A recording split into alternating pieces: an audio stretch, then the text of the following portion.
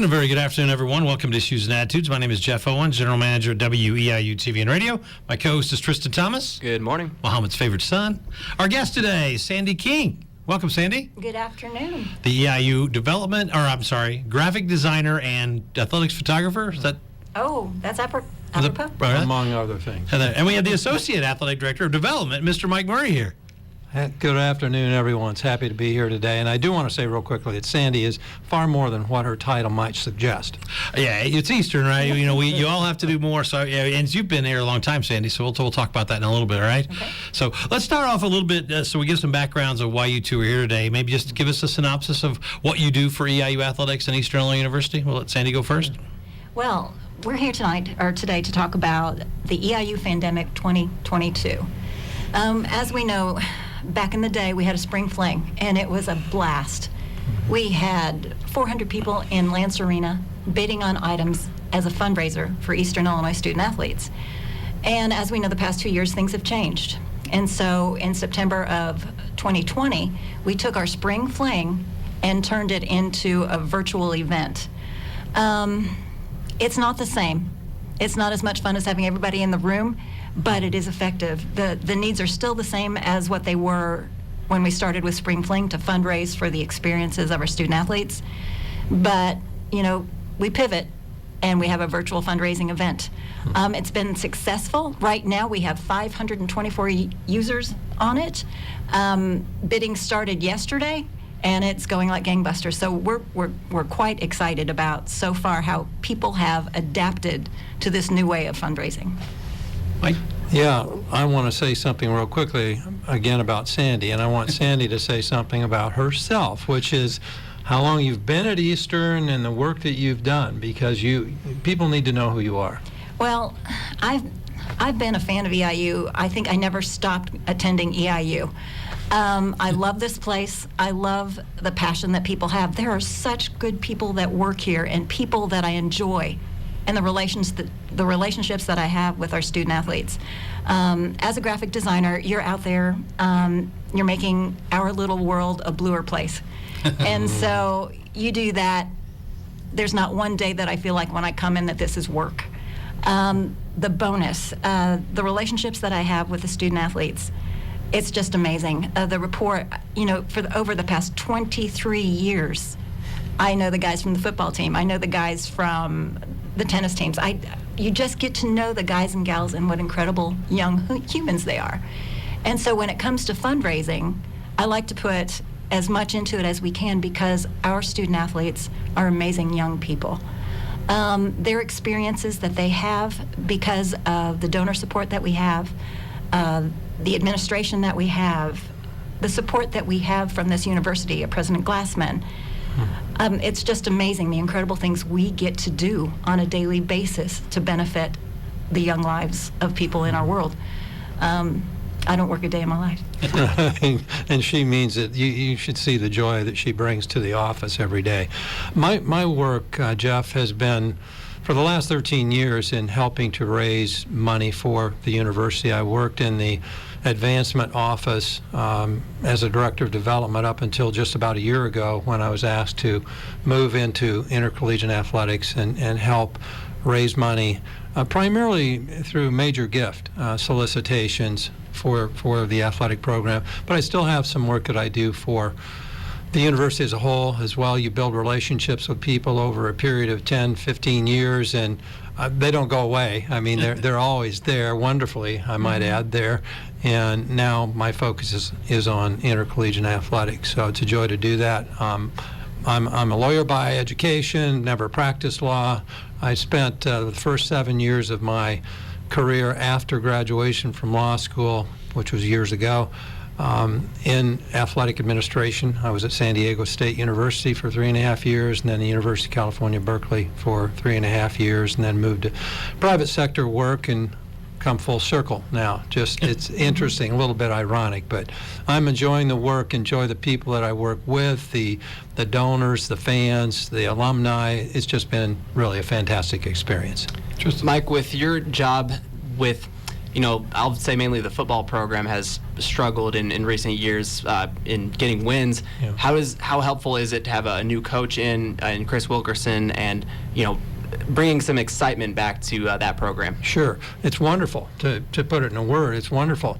And if you've had an opportunity to hear Chris speak or maybe even met him, you'll see the enthusiasm that he brings to the program. And he's EIU, true blue. I mean, there's no question about that. And I think you'll find in talking with members of the team, even at this early stage, since he just started a matter of weeks ago, that their enthusiasm for his leadership and for the program, the future of the program, everybody's excited. And as I said before we went on air, I think if just half of the energy and excitement that Chris has brought with him into his new role translates to what goes on in the field, we're going to be a really good football team. I think we will nonetheless. But it's exciting. It's exciting. A couple of events. I know you had the Scottsdale event for the alumni was this past weekend. I saw some pictures of that. That looked like quite a success out there. Yeah, I don't know how many people ended up attending the event, but that's an annual event the Alumni Association puts together. An event in Scottsdale to invite all alumni from the Phoenix area, from anywhere, but it's primarily from the Phoenix area. And it's always been a nicely attended event, and it's good to have the president out there, Steve Rich, the associate vice president, or I guess he's assistant vice president for Alumni Services. Yes. So it went well. There you went go. Very well. Now, I don't know what the status is, but I know that you guys are also raising money for the new women's locker room. Talk about that and who's involved and kind of the timeline. Yeah. The new women's basketball locker room is a really exciting project that we will officially open the locker room. Well, technically it'll be today, but the last two home games for our women's team, which are Thursday and Saturday this week, they will actually occupy the locker room. Good timing this week. Yeah. I wish we had some photos to share with you, and we will at some point. I mean, it's just a beautiful facility that's been made possible primarily as a result of two major donors to the project, and we're so excited about that. It's been quite a while in coming. We've had the men's locker room renovated, it's about 5 years ago, I think, Sandy, if I'm not mistaken.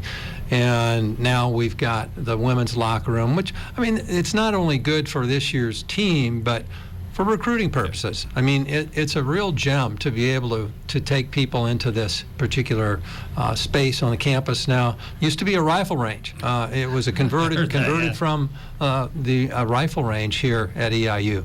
So yeah, it's going to be fantastic, and it already is. I mean, it's beautiful. You should see the inside of it. Well, today at 5 p.m., the women's team will actually get to see it for the first time. Oh, really? They have not seen it yet at all? They've not seen it. Mm-hmm. And so today at 5 o'clock, they're putting their jerseys up in the lockers and getting the locker plates and some of the final touches on this. So I'm going to be there. So you'll see some pictures at 5 o'clock this afternoon, and just to see their expression and how excited they are. And if you're a donor and, you've donated to this project and you see the faces on these young women's, it's just going to be beautiful. Yeah, that'd be kind of cool. It'd be a good story for you. Newswatch this week sometime. Maybe, yeah. Sandy, you touched on this a little bit. I want to get both your thoughts on this. Just working in the world of sports. For me, that's what I want to do. I want to go into sports media. Has sports always been the path for both of you? Just what is it like working in that sports environment day to day? Well, for myself, as I just said a moment ago, I wanted to work in intercollegiate athletics right out of the gate from my undergrad experience. I played basketball at Iowa State University many years ago, and from that moment forward, I felt like athletic administration would be a place to be. I didn't have a particular interest in coaching, but the world has changed a lot, you guys. I mean, I'm sure you realize that with name, image, and likeness and the transfer portal and everything that's going on today, conference realignments and so forth. Being an athletic director in the sports world today is a real challenge. It's a balancing act. But just going back to my love for sports, yes, I was away from it for a period of time, but never totally away from it. And I still enjoy golf, pickleball, that kind of thing. But where I'm in my life, I don't take the court anymore. I hung my tennis shoes up a few years back, but no, it's exciting. I'm delighted to be a part of it, and especially here at Eastern Illinois University.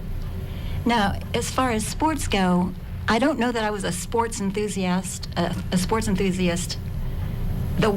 way I am now when I was your age.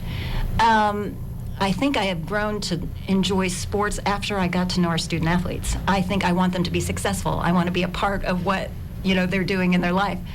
As a photographer, there's nothing more exciting than being on the sidelines and having these student athletes, these big linemen, running backs coming at you, carrying a ball, throwing this, and you're right there in the thick of it. It has totally ruined watching TV sports for me because there's nothing like being on the sidelines. I can't imagine how it has changed from when I started in athletics to now is the social media aspect of things. You could come and go, pretty much you didn't have per se an 8 to 5 you are 24/7 trying to put things out. That's right. With social media, there's never a downtime. There's always something to report, something to tweet, something to post 24/7. That's how it's changed. And if that's not for you, then it's tough. But if that's your thing, it's golden. It's gravy. There you go. The Fandemonium. Can we talk about some of the are they prizes? Are they the things that people can bid on? Can you talk about a few of those? We have some highlights. Experiences. Oh my gosh. Fandemic. What did I say? Fandemonium. I like that. And All right. I call it Fandemonium. Oh, In the It's same good. ballpark. It's good. I think Moser said Fandemonium. Okay, that could be. On Rich. It could be. I think we should. As far as that goes, we have this year more experiences than we've ever had. And I think part of that is people want experiences. We've been cooped up. We've been, kind of restless, and now we have the opportunity. So when we call, and we have a great graduate assistant, Bryce Bonin, and he's been working those phones trying to get these certificates and experiences. We have lost a couple of the experiences that we've had in the past because we had a Bears package because of, who am I thinking? Ryan Pace. Ryan Pace Pace. is on there, And we've lost the Saints package that we had, but we still have the Cardinals packages. Yeah. We have the Cardinals suite. Up to 30 people can go and watch a game, and it's the Cards versus Cubs, so that could, that's a bigger draw. A little bit. A little bit bigger draw there. Yeah, so and there's also a throw out the first pitch opportunity. throwing the first Cardinals, pitch. There's another- also like a Golden Champions Yeah. Club where you Yeah. can go and have dinner and watch the game from there. These are 3 separate items. We have Milwaukee experiences, Chicago experiences, one in Joliet from one of our EIU alum, Al Longton. He will personally, at the Audubon, put you in a car, teach you how to drive it, and you get to do some laps. And, that's in Joliet. And so with that, we've also bundled, Jen Peterson has put some bundles packages together. And with that, there's a meal with it as well. So not only do you spend the day in Chicago, you get to eat in Chicago, you get this 2-night stay as well. 2-night stay at the 2-night Hyatt. stay at the Hyatt. So it's an incredible experience. We have more of that, less items that you can, less tangible things. More experiences than I know. Right. We have, but we also have jewelry. Speaking of that, Tom Square donated a handcrafted pendant, fire and opal, that it's a raffle. It's valued at $3,200, but you could go buy, a couple chances on there. Yeah. And it's really simple to do. You don't have to come up with that. And the one thing, this pandemic too, you have to register to bid, but there is something for everyone. If you want a gift card to the Alamo, it's there. If you want a couple of Yeti wine coolers, it's there. Prices from $20 to $5,000. So there is something for everybody this year. And so I hope everybody tunes in. Is it on EIUPanthers.com? Is there a link? Is there a special? Right, yeah, you can text EIU Fandemic 22 to 76278, and that'll get you right there. You can also go on EIUPanthers.com. Yeah. It's one of the main stories right there. There are links. It's on social media. So it's there. One of the other items that I've actually been the beneficiary of having been able to win the bid in the past is if you're an interested golfer, French Lick Resort in Indiana. There's an opportunity for a 2-night stay, participation on 2 golf courses, the Robert Trent Jones, Die. Pete Dye, the Pete Dye course. If it's worth the price of admission just to walk this course. Oh, really? I mean, yeah, and to actually play the course, somewhat difficult. But Has Larry Bird played there? You say you got to mention Larry Bird and Fritz Lick, right? That's a good question. I don't know. I've been over there several times, and there's this huge statue of Larry Bird right out in front of the high school, and it's interesting. Shocking. That, yeah. I don't know to what extent he's been really close to French Lick or the high school, but nonetheless, that's cool. A wonderful place to be. Wonderful time.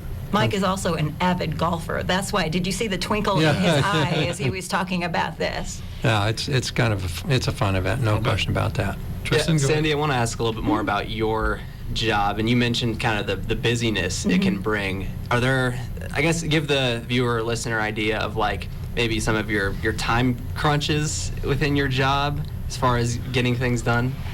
Oh my, photography. It's not like it used to be either when I first started, because right now, what used to be a rule of 36 or 72 frames is now 2,500 frames that you have to go through. You don't want to miss a thing, and you can keep that shutter going. And in 1 week, I do this thing with our student athletes called feeling it shots. We use those for pregame stories, for social media boost posts, where they come in and they pose, they do this, they do that, they do this. They're the first pitch. They're very, very animated. Did you do the one that's with the softball player right now? That's out. Yes, Yeah, that's a good yes, one. that's it. And so they love it. So in 1 week, I had track, I had baseball, I had softball, and I had swimming all do their feeling it shots. Because of the snow, we had to postpone. So that's right there, 10,000 frames to go through. And every student athlete would like it today. And so the emails, and so I feel so bad that I can't get those things accomplished. Because of the snow, we had to push everything into 1 week.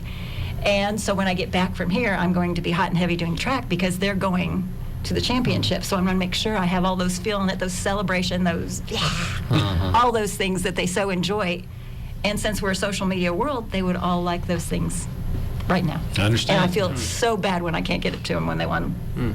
Another new thing, I believe, is the 6-man club for yeah. the basketball program or programs. Could talk about that. This is something that we launched just this past fall. The 6-man club is, right now, it's focused on men's basketball, finding a way to support men's basketball financially. Most people probably don't realize this and maybe don't care that much, but we rank in what was the OVC with 12 schools. We were like in the bottom 2 or 3 in terms of funding for our men's basketball program. And I'm telling you, no matter how great your coach may be, if you can't fund your program at a level that's at least somewhere in the middle of the conference, and I'm talking across the board, not just in the OVC, but this relates to us specifically. So we started this project to raise money specifically to support men's basketball. It could go from anything from establishing a training table, which we don't currently have, for supporting the program, to helping to provide additional funds for the recruiting that's done, summer school, and there's something called cost of attendance. I won't go into exactly what that's all about, but in order for us to be competitive within our own conference and compete for an NCAA berth, and that's what it's all about, gentlemen. There's just no question. That's where, frankly, the recognition, the financial return, and just the visibility happens. You got to make the turn. And we are due for another one of those, right? Yeah. It's about that 10 to 12 year period, right? Yeah, it would be good. It would be good. But the 6-man program, we've got, I think, 45 subscribed members for our 6-man club right now, and the goal has been to raise a couple $200,000 a year for 5 years for $1 million package, and we're well on our way. We're around 180 right now in the 6-man club for the first year. Because one of the things there's expenses that normal fans and maybe even casual fans don't see that are associated with everyday life as an athlete and as a coach and as an athletic department. Does any of those stand out that maybe people don't understand out there? You mean the funding? Well, just to run an athletic department, everybody knows the end product is the game and the experience. But there's a lot of stuff before that's really expensive that I think sometimes people forget about. And is that some of the things you're talking about with the six-man club and other reasons why? Well, the Panther Club itself is the organization, the broad organization that's been developed. And Sandy, you probably know better than I do. That's been in place for years. 20 plus years. Yeah, at least 20 plus years. And, and it's been the predominant fundraising arm of athletics. Six-man is just an addition. It's it's a separate entity. You don't receive Panther Club benefits for being a part of the six-man, but being a part of the six-man gives you certain privileges that others just belonging to the Panther Club cannot. You get certain, I guess, a certain more access. Access, To Marty you're looking for Simmons. the real basketball fans. Right. That's right. Absolutely. And I don't know, have you ever had a conversation with Marty Simmons? If you talk to him, Yeah, he was awesome. he is so inspiring. I mean, he is just a down-to-earth guy, and by the time you're finished talking to him, you are on cloud nine. You're excited for the program. You're excited about the things that he wants to do. And so the six-man just is going to help him achieve what we all want to achieve, an NCAA berth. The opportunity was there when Marty started back in May. New coach, kind of new era, new thinking, return to glory is our theme for the six-man club. Which Sandy came up with, by the way, and has done a wonderful job in providing all the graphics and everything for it as well. So we're excited about where it's going. Yeah, Mike, you mentioned of course, the women's basketball locker room coming in, and also we talked a little bit before about Lance Arena. There's new paint in there. Are there any other renovation projects that you can talk about or are in the works? Well, one that's already done, which relates to Lance, is the video boards, the new video boards that we have in Lance Arena. I mean, those have enhanced everything that goes on in the arena. It's not just for basketball. I mean, whether it's graduation ceremonies in Lance and other activities that will take place in the arena. I mean, they just add tremendously to the atmosphere and the environment. I would invite people to come out, if for no other reason, just to see these wonderful boards. There's one at each corner of the arena right now. As far as other projects, Tristan, we've got some things that are kind of on the back burner right now that I don't really feel comfortable talking about because I don't want to get people excited about something that isn't really in place. So I can't bring up my idea? What's your idea? Remember we need that Panther changed on the football field. Yeah. The old logo is still on the football field, and I wish I could write a check and say, here, get us the new. Jeff, if you that new logo is so great. Yeah, you're I would love to see it out there. You're right. I think everyone would like to see that happen, and it's all about the money. I mean, getting the funds together to make that kind of thing happen. So anyone who feels compelled or invited, please talk to us about it. We'd love to. Really, and first of all, we have to take care of the student-athlete experience. Yeah. We have to make sure they have everything they need before we can do a lot of that stuff. And that list is always ongoing as far as that goes. So once we get those student-athletes taken care of, it allows us to do so much more. Mike, you talked a lot about how things are changing with the portal and NLI. The other thing is the OVC has changed dramatically over the past few years. Yeah. So does that hurt or help when you're fundraising, or do people around here, does it matter, or are they just really focused on EIU anyway? I think it's more the focus on EIU and what we can do wherever we are, conference affiliation or otherwise, nationally, locally, regionally, or whatever. I mean, clearly those name, image, and likeness and so forth have an impact on us. But I think that people are beginning to realize that this is now a part of the intercollegiate athletic experience. And where it all leads, I think that's yet to be seen. But I'm excited about our own future, and that's what our focus is here on Eastern. Yeah, I want to get maybe both of your thoughts on beach volleyball. The inaugural season's about to get started, and I think it's really interesting. It's kind of an interesting sport where there's going to be a lot of travel, but there's not a lot of players.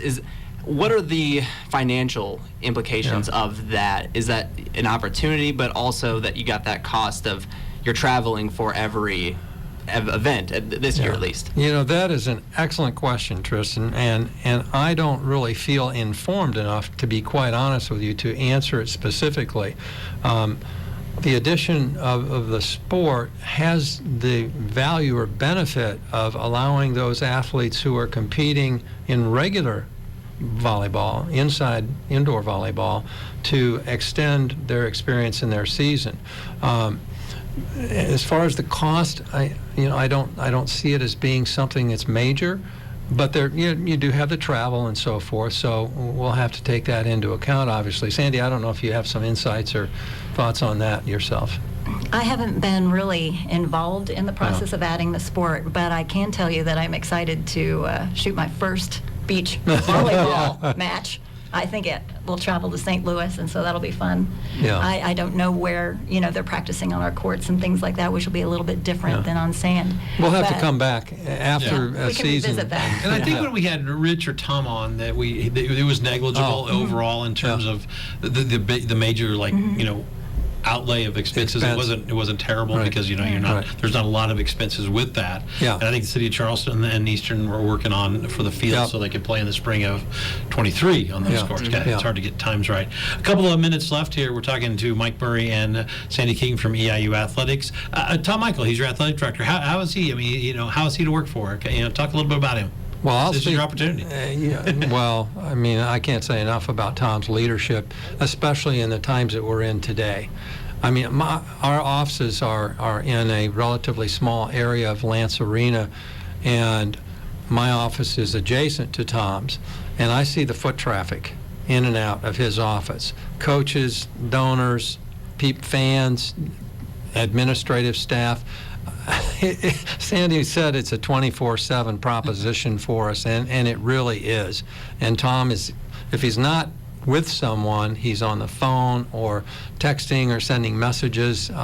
So it's been a joy to work with him, and I really respect everything that he's done in the time he's been at Eastern. We got about a minute left. Anything either of you want to ask, talk about with either Tom Michael or athletics or anything else that we forgot?